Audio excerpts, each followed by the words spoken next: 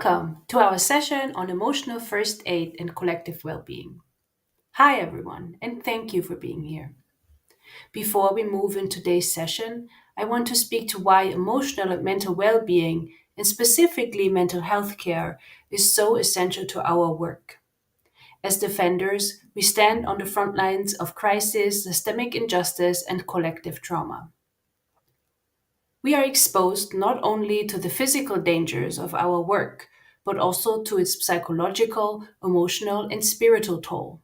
Bearing witness to suffering, ecological destruction, or systemic oppression means we carry not just the facts and stories, but their weights in our bodies, minds, and spirits.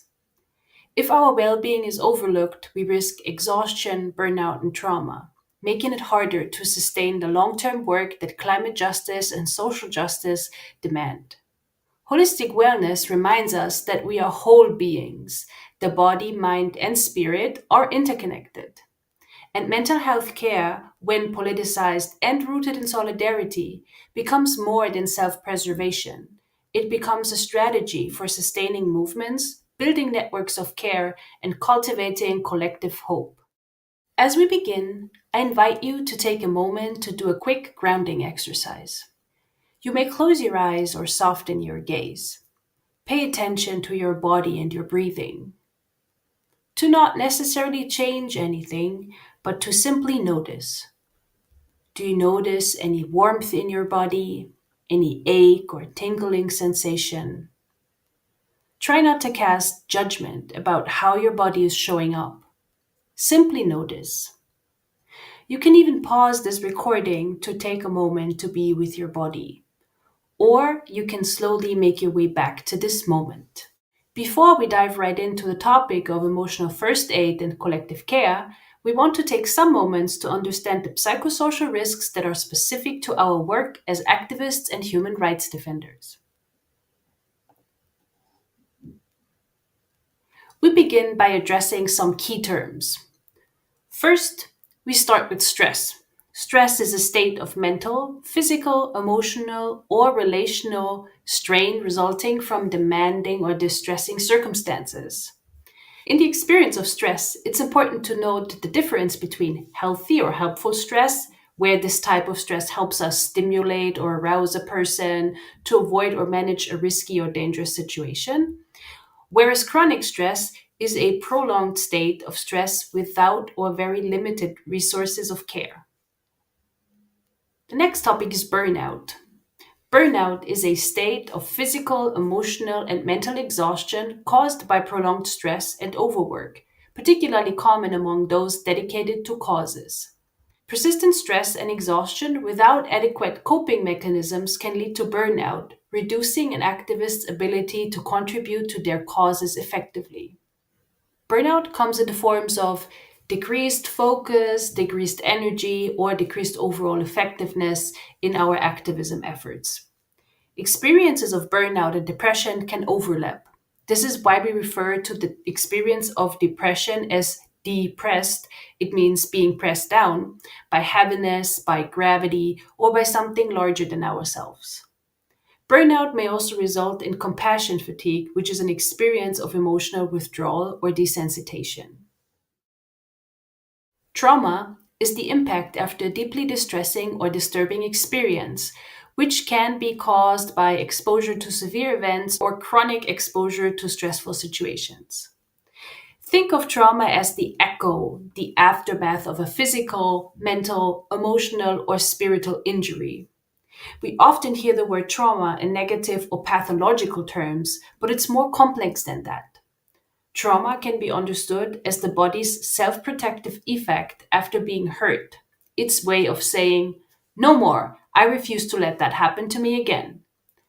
We can offer grace to our bodies for this instinct to protect us from harm.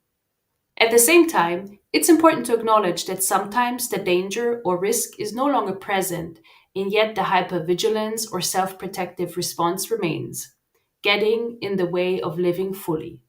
Holding views that differ from those of family, friends, or community can lead to feelings of isolation and loneliness.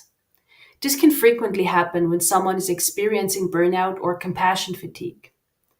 Isolation can feel like carrying a truth that no one around you sees. For many defenders, this shows up as being misunderstood, dismissed, or even rejected by those closest to them. Over time, that disconnection can deepen the exhaustion of burnout and the numbness of compassion fatigue. What makes isolation especially heavy is that it denies us the very sense of belonging and kinship that movements thrive on. Naming it helps us remember that the loneliness is not a personal failing. It's a symptom of the conditions we're up against and a reminder of why community care is so essential. In the contexts where mental health resources and awareness are difficult to access, people may be at greater risk of experiencing anxiety, depression, and related challenges. Maybe this can be an invitation for you to reflect on your upbringing and your current community. How have ideas of mental health grown or changed over time? Like, how has the awareness changed over time? You can pause the video and take a moment to think about it. We need to politicize mental health awareness. If we only focus on the tips and tricks of alleviating stress, we risk ignoring the systemic causes of our distress. Oppression itself. Oppression profits off the trauma it inflicts, creating cycles of harm. So we must ask ourselves, how do we interrupt these cycles with the roles we carry? This Dino Comics meme shows this perfectly. We have the little dinosaur behind his capitalism stand saying, I'm going to give you mental health problems and then make you pay for the things you need to cope with them. Now that we get some definitions down, we get into the specific psychosocial risks. Vicarious trauma is the ongoing accumulation of psychological distress that comes from repeatedly witnessing or hearing about suffering and the destructive impacts of oppression. Without the space and efforts to recover and find enough relief, the stress from ongoing exposure can build in ways that negatively affect our community work and reshape our worldview about safety, hope, and freedom. To some extent, everyone has vicarious trauma due to the rise of the digital age. In different ways, footage and images of violence and suffering are more accessible to the world. But to defenders, it is not if, but when we are confronted or exposed to the destruction and suffering. This suffering could either be the witnessing of environmental destruction, seeing firsthand the degradation of natural environments such as deforestation, pollution, and loss of biodiversity. It can be deeply distressing. Or we have the human suffering, observing the adverse effects of climate change on vulnerable and oppressed communities, including displacement, health issues, or economic hardship. Of course, we also now see the human suffering in live streamed genocides across the globe. Very often, we have a sense of urgency to respond to a crisis. We can, for example, take the climate crisis. The immediate and long term impacts of climate change create a sense of urgency, leading to constant pressure to act quickly and effectively. This urgency often shows up in our bodies as restlessness, anxiety, or the inability to pause, even when we need to. Many of us feel the weight of headlines, disasters, and policy setbacks pressing against our nervous systems, telling us that we must do more, act faster, and carry the burden of the world on our shoulders. In social justice work, the timeline is not abstract. There are real lives, ecosystems, and futures at stake. That awareness can fuel powerful commitment, but it can also become unsustainable when it demands perpetual speed and sacrifice. Urgency, while understandable, can trick us into believing that pausing is equivalent to giving up, or that care and rest are luxuries we cannot afford. Yet, if we are always sprinting, we risk collapsing before we even reach the horizon. I'm sure folks can relate to this a lot. Feeling torn between the fire inside that insists immediacy, now, now, now, now, now, and the very human need for rest and breath.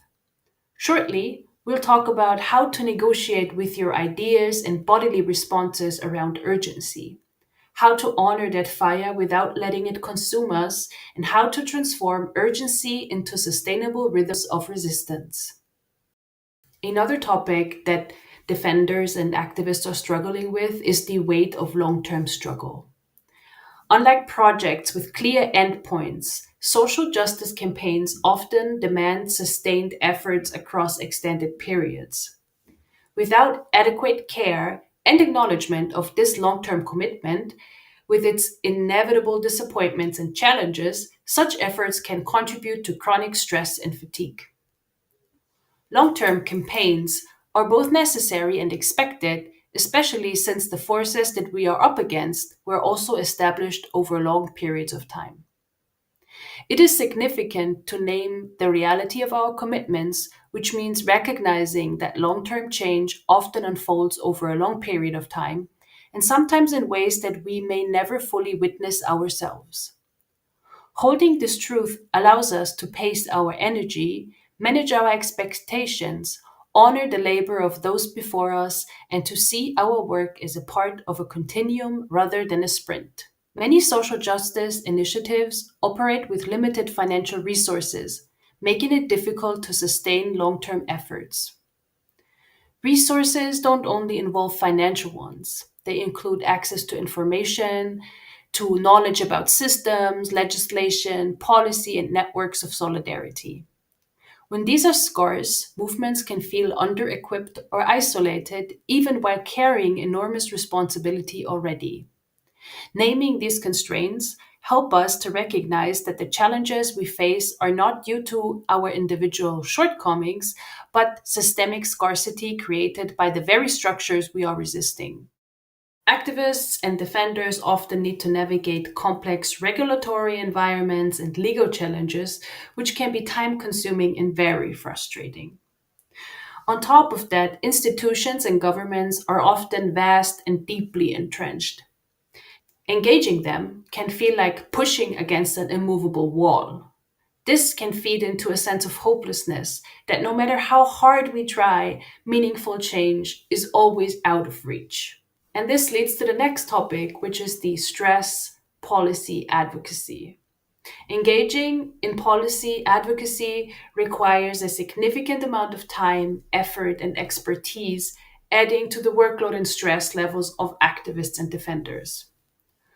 Policy work can feel like navigating a labyrinth. It demands specialized knowledge, relentless persistence, and the emotional labor of constantly negotiating with power. For many activists, this adds another layer of strain on top of direct action, organizing, or community care.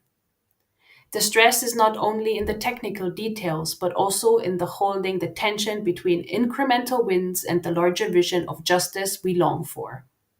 Now that we talked about understanding the psychosocial risks of our specific work as defenders, we want to talk about the manifestations in our bodies, minds, and spirits.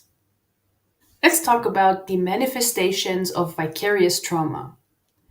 One of them we already talked about earlier is burnout, the chronic stress that leads to dissociation and depletion of vitality and strength. Your cup kind of feels empty. We start to have cynicism about projects, campaigns, or even the communities we once deeply believed in. We might find it difficult to celebrate wins, or we might be withdrawing from colleagues, allies, or loved ones, or just in general, we are feeling drained, irritable, or numb. Another effect or another manifestation is compassion fatigue, the physical and mental exhaustion and emotional withdrawal from situations that incite a response. Compassion fatigue happens when a person has a calloused or flat effect, especially in the situations that are supposed to incite an emotional response. Besides compassion fatigue and burnout, we also have very many somatic manifestations. These could be gut issues, autoimmune diseases, sleeplessness or oversleeping, nightmares, irritability, headaches, increased sensory sensitivity, being basically either hyper or hypo aroused. Stress and trauma do not only live in the mind, they take root in the body. Somatic manifestations are the body's way of carrying what words cannot always express. For some, it shows up in the digestive system, stomach aches, gut imbalances, or autoimmune flare ups.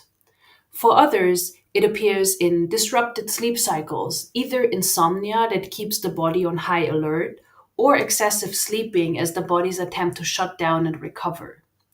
Trauma can creep into the dreams as nightmares, or surface during the day as irritability or difficulty concentrating. The nervous system also bears the weight, becoming either hyper aroused, so you feel like jumpy, anxious, overstimulated, so these are usually the fight and flight responses, or hypo aroused, which would be numb, disconnected, or feeling shut down. So usually it's the freeze and fawn responses. Increased sensory sensitivity, where noise levels feel too loud, light is too harsh, the touch is overwhelming, can also be the body signaling that it's overburdened. Recognizing these somatic signs help us remember that our bodies are narrating the story of our stress, often before our minds are ready to name it. An effect of these manifestations in the body, mind, and spirit can also be ruptures and conflicts within movements and relationships. These show up in hypervigilance or distrust that persists even within movement spaces. So it kind of feels like everybody's against you, or you have like a sense of hopelessness, or you have a loss of self or sense of purpose. We might start to become very pessimistic or very showing a lot of cynicism and things like this. And one other thing is the activist's guilt. These are feelings of guilt or shame from the need to take breaks, access support, or pursue pleasure, especially within climate and human rights, where defenders are exposed to human and earth suffering and challenges all of the time. So, our question is, how else does stress or trauma manifest in your body, mind, spirit? Pause the video, take a piece of paper, and write down what are your personal experiences with this. How do you experience a stress or trauma in your body, mind, and spirit? Now that we talked a lot about all the different terminologies around stress and trauma and psychosocial risks, of course, we do want to talk about what we can do, like how we can have a proactive mindset or other measures for maintaining a healthy psychosocial well being. First of all, it is always a good idea to decatastrophize by decentralizing individual power. This is one of the ways to address the stress and feeling overwhelmed by the vastness and depth of systemic oppression, as well as the internal pressure to respond with urgency. We need to have a mentality shift and address the internal pressure to undo oppression all at once, in one go, and in the best, most exceptional way possible. We can reflect and digest these three mantras to ourselves and to our group somewhat regularly. My choice to access care and rest won't erase or undo the work entirely. Even when I take a break, the integrity of the work remains. I hold the power to collaborate in dismantling oppression and supporting others, but I do not hold all the power. I am a part of a larger ecosystem of on the ground power. We remind ourselves of collective power. The social movements that truly made a difference rarely had quick fixes. They were shaped slowly over time by ordinary people from all walks of life, each contributing their unique skills, energies, and capacities to the larger whole. Another topic is expecting imperfection and anticipating progress or growth from oneself or our teammates, but to understand that this is through tensions and frictions, they make us grow. Remember that tensions, friction, and even conflict are different from harm. Try to come up with care and pleasure practices, rituals of care, whether in mindfulness, movement, or hobbies that remind us of joy. And of course, start building a support network, creating and maintaining a strong network of supportive friends, family, and of course, fellow activists and defenders. In some incidences, we might want to seek professional mental health support when needed.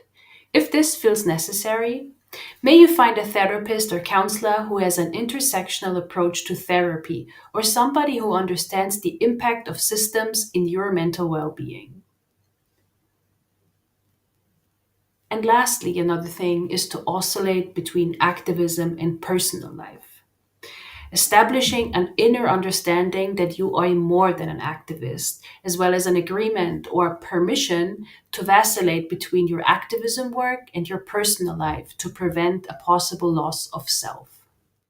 Now I will hand over to our friend Gabes, who's going to provide a guided imaginary meditation about giving our energies to the earth. I'd like to invite you into a guided meditation. A meditation where we envision what it's like to transfer the energies and feelings we hold in our bodies into the earth.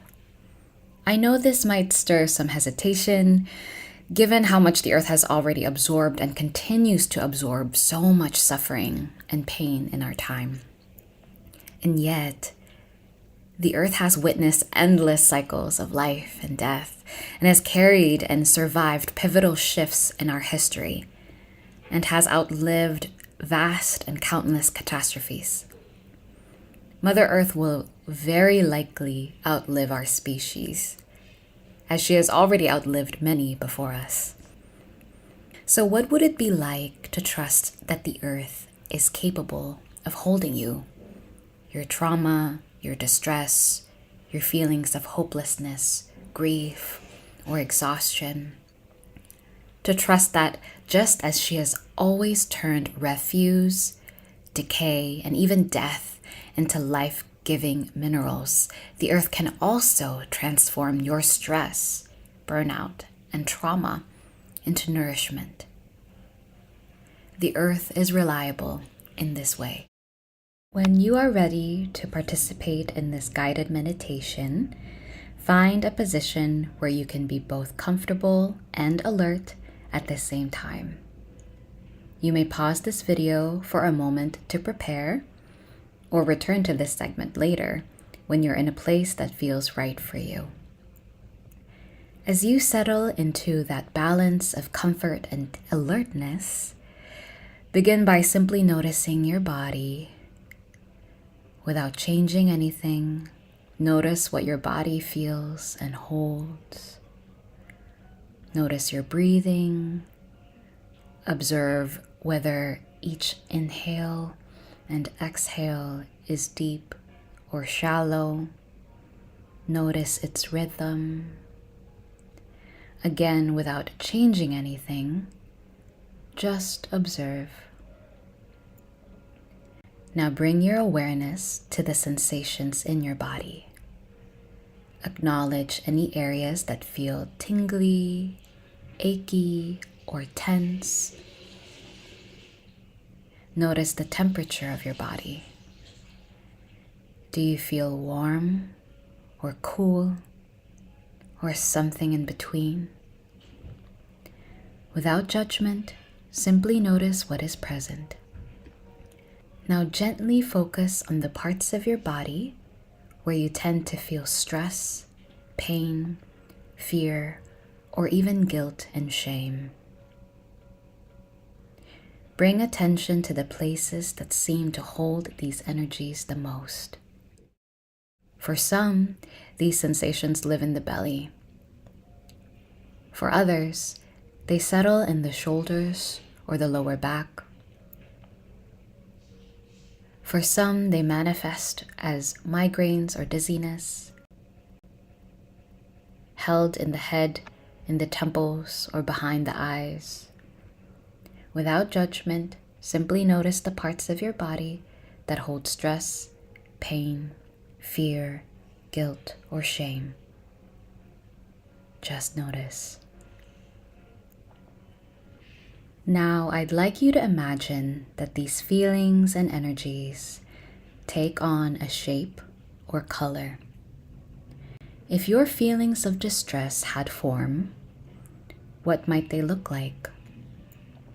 Would they resemble green knotted vines, tangled and alive, difficult to separate?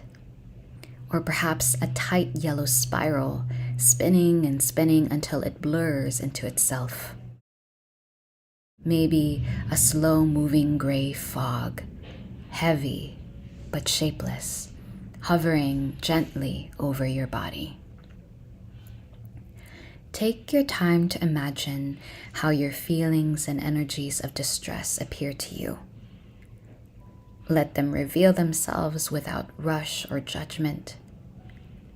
Now that you have given them your attention, can you visualize what it would be like to offer these energies to the great Mother Earth? If you are willing and able, you may touch the ground from where you are and offer these energies in your own time and in your own way. You may even speak to the earth, asking for her consent and blessing. Great Mother Earth, I trust you. With your permission, may I give you my feelings of sadness, of burnout, of disappointment. May I give you my pain and distress. With your strength and care, I offer you my fears, my tears. You are welcome to speak to her in your own words, or perhaps in your own language, as you offer your energies to her. And when you're ready, visualize the shapes and colors of your distress traveling from your body down into the ground that holds you. Imagine this stream of energy carrying your story, your hard work, your deep commitments to making the world a better and kinder place, flowing into the soil beneath you. See it composting into nourishment, transforming into life force, becoming fertilizer for something new. Mother Earth knows how to do this. She is capable, she is reliable, even beyond our human grasp.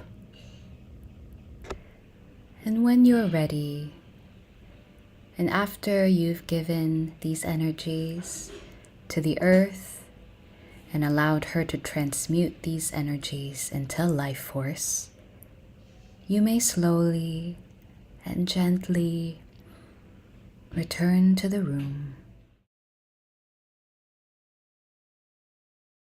We talked a lot about self care and how different things are affecting ourselves as activists. It's very important, though, to understand that it's not just about self care, but also about community care. Collective trauma is the impact after a group or community of people go through a distressing event or series of distressing events.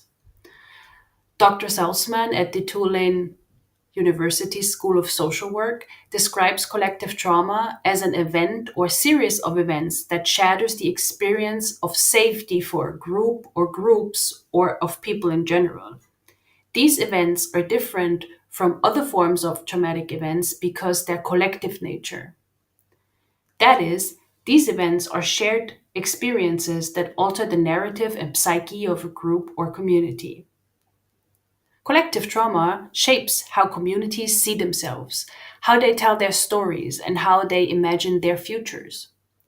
Overall, the reason we address the awareness that we experience trauma collectively is to affirm that we also heal collectively.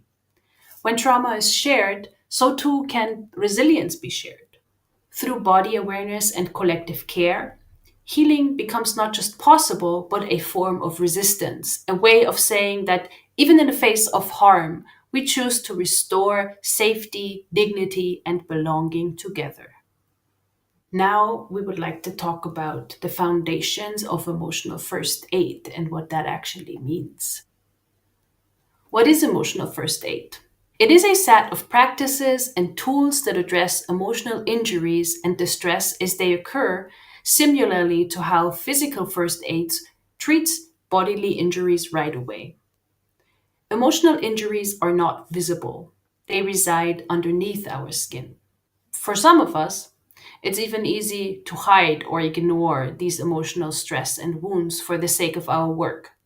However, we need to learn how to recognize and even address emotional injury in ourselves and even within each other to prevent it from worsening over time.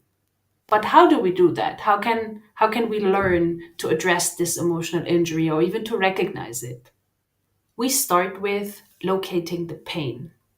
Where is the pain? Where does it hurt? Similar to how we use physical first aid kits, we locate where the pain or the wound is. This means gently and actively checking in with ourselves and others on the following.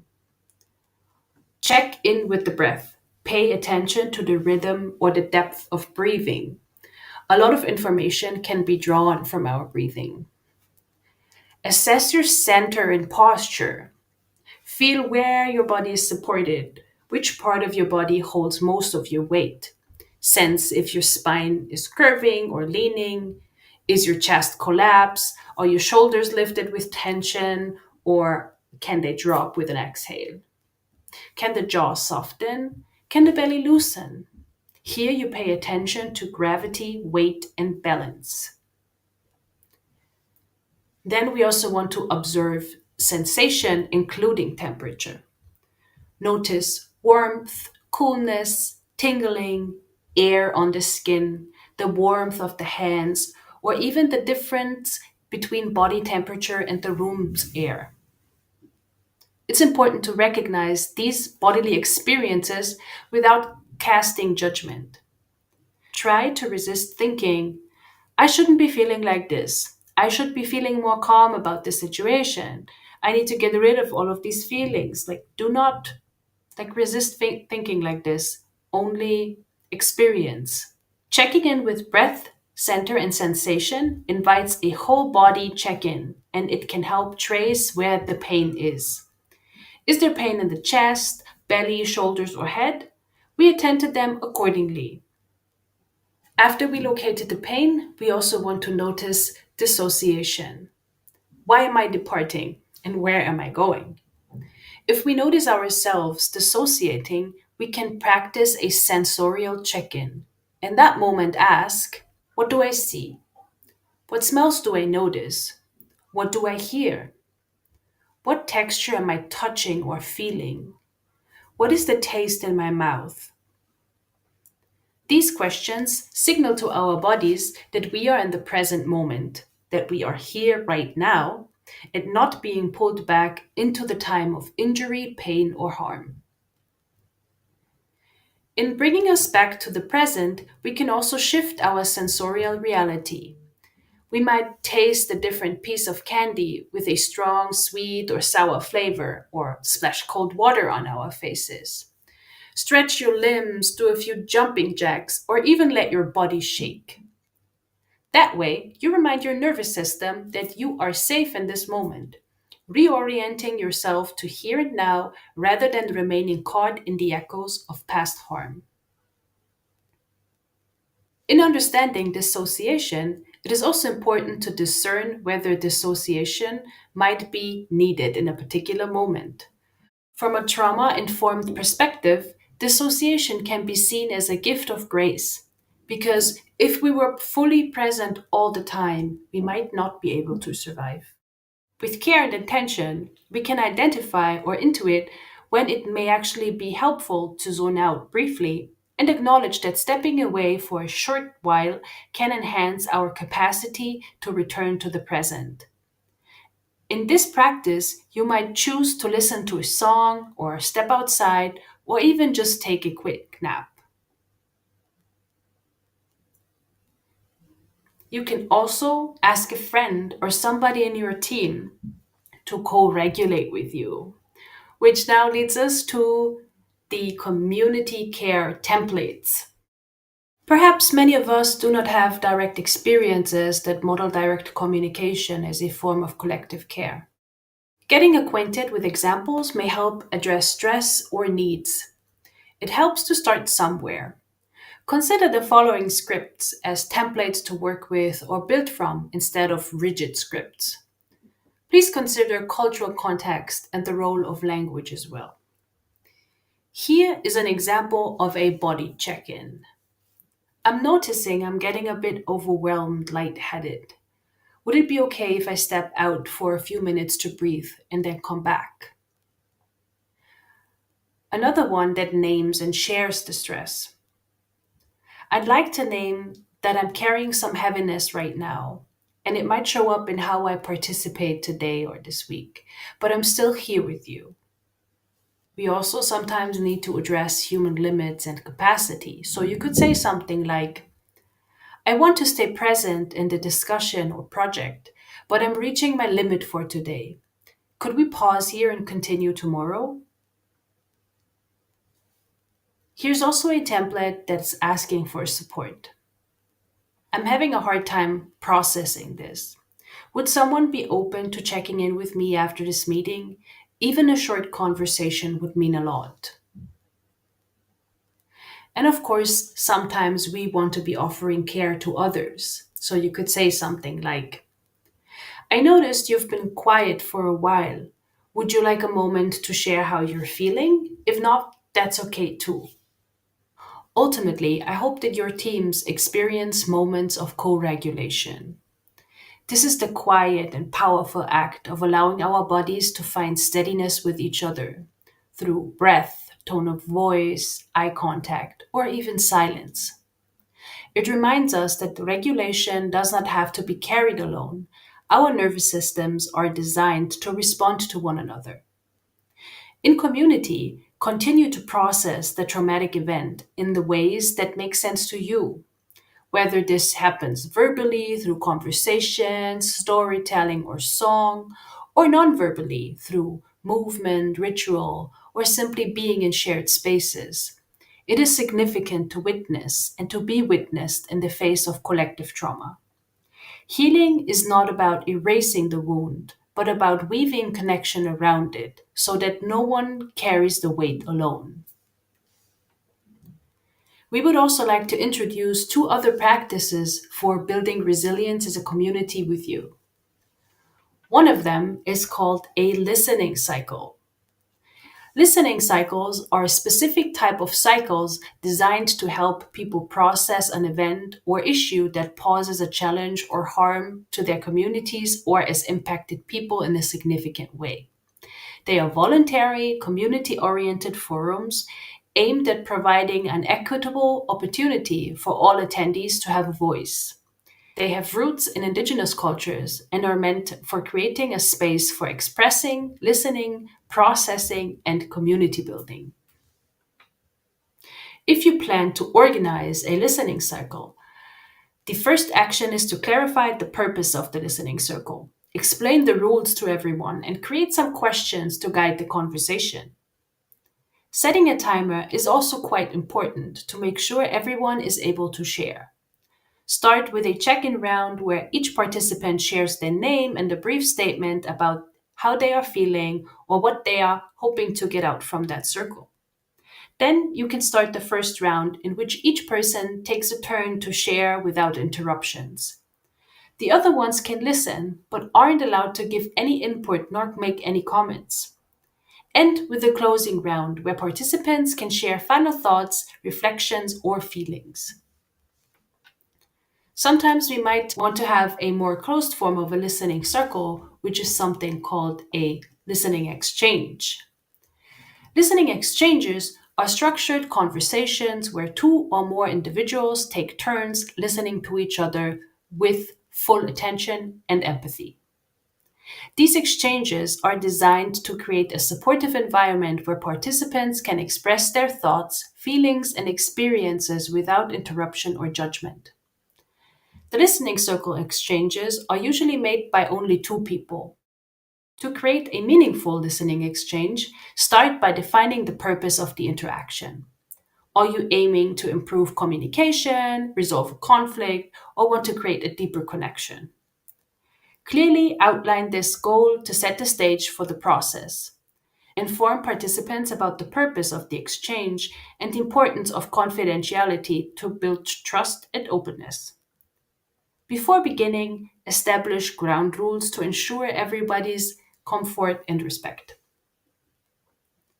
Then start the session with a brief introduction. Explain the purpose of the listening exchange and pair participants up or form small groups, depending on the number of people involved. Set clear time limits for each sharing and listening session. Typically, 5 to 10 minutes per person works well. In the first round, one person shares their thoughts or feelings while their partner listens attentively. The listener should focus on understanding, showing engagement through nonverbal cues like nodding or maintaining eye contact. After the speaker finishes, the listener reflects back what they heard to ensure understanding and validate the speaker's experience. Then the roles are switched, allowing the listener to share and the previous speaker to listen. Thank you for being here with us today. This workshop was designed by Gabe Torres and climate activist defenders.